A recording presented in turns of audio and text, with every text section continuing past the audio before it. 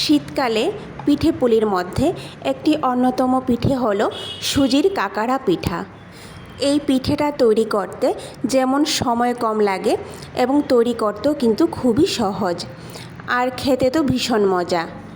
রাধে কৃষ্ণ বন্ধুরা, আমি টুলটুল, আর এই টুলটুলের রান্নাঘরে আপনাদের সবাইকে স্বাগত। আজকে আমি তৈরি করে দেখাবো পুর ভরা সুজির কাকারা পিঠা। তাহলে চলুন এই পিঠেটা আমি কি করে তৈরি করছি দেখে নেওয়া যাক।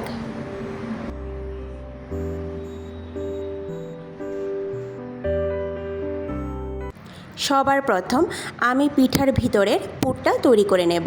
তার জন্য চুলায় একটা প্যান বসিয়ে প্যানের মধ্যে খুব সামান্য পরিমাণ জল দিয়ে দেব। তারপর হাফ কাপ পরিমাণ গুড় দিয়ে দেব। গুড়টা ভালো করে গলিয়ে নেব। আপনারা যদি গুড়টাকে গ্রেট করে দেন তাহলে প্যানের মধ্যে জল দেওয়ার কোনো দরকার নেই। গুড়টাকে গলানোর জন্যই কিন্তু আমি প্যানের মধ্যে খুব সামান্য পরিমাণ জল দিয়ে দেব।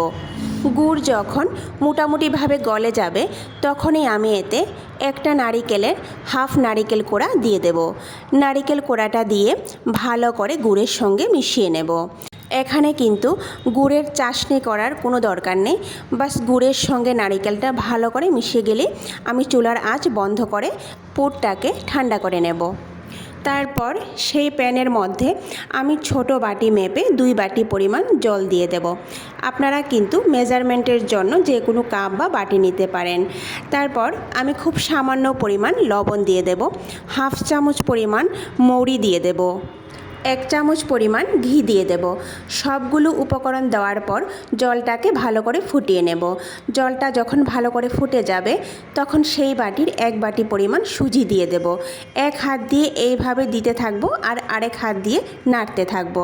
সুজিটা দেওয়ার সঙ্গে সঙ্গে দেখবেন জলটা শুকিয়ে গেছে আর কয়েক সেকেন্ডের মধ্যে সুজিটা একটা ডোতে পরিণত হয়েছে। চুলার আঁচ কম করে দিয়ে এইভাবে অনবরত নাড়তে থাকবো, আর নাড়তে নাড়তে দেখবেন সুজিটা একটা ডোতে পরিণত হয়েছে। সুজিটা যখন ডোতে পরিণত হয়ে প্যান ছেড়ে দেবে তখনই আমি চুলার আঁচ বন্ধ করে দেব। আর চুলার আঁচ বন্ধ করে দিয়ে আমি সুজিটাকে 5 মিনিটের জন্য ঢেকে রাখবো। 5 মিনিট পর সুজিটাকে একটা থালার মধ্যে নামিয়ে নেব। যখন সুজিটা হালকা ঠান্ডা হয়ে যাবে তখনই আমি সুজিটাকে ভালো করে মেখে নেব। বন্ধুরা, সুজিটাকে কিন্তু একটু সময় লাগিয়ে মেখে নেব।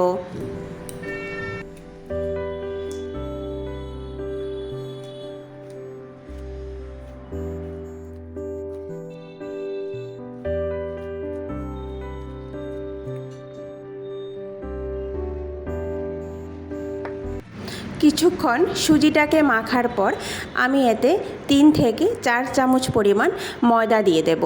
ময়দাটা দিয়ে আবারও ভালো করে মেখে নেব। ভালো করে মেখে একটা স্মুথ আর সফট ডো তৈরি করে নেব। দেখুন ডো কিন্তু আমার এখানে তৈরি হয়ে গেছে। এখন পিঠেগুলি তৈরি করে নেব। ডো থেকে একটা বড় আকারের লেচি কেটে নিতে হবে। লেচিটা কিন্তু বড় আকারের কাটতে হবে। এইভাবে একটা বড় আকারের লেচি কেটে আমি হাতের সাহায্যে লেচিটাকে গোল করে নেব।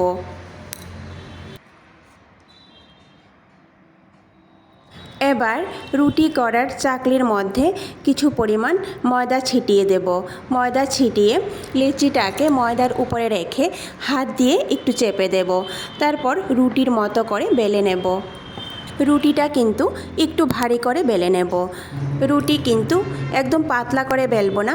পাতলা করে বেললে কিন্তু পিঠেগুলি ফেটে যাওয়ার সম্ভাবনা থাকবে। দেখুন আমি কতটুকু ভারী করে বেলেছি।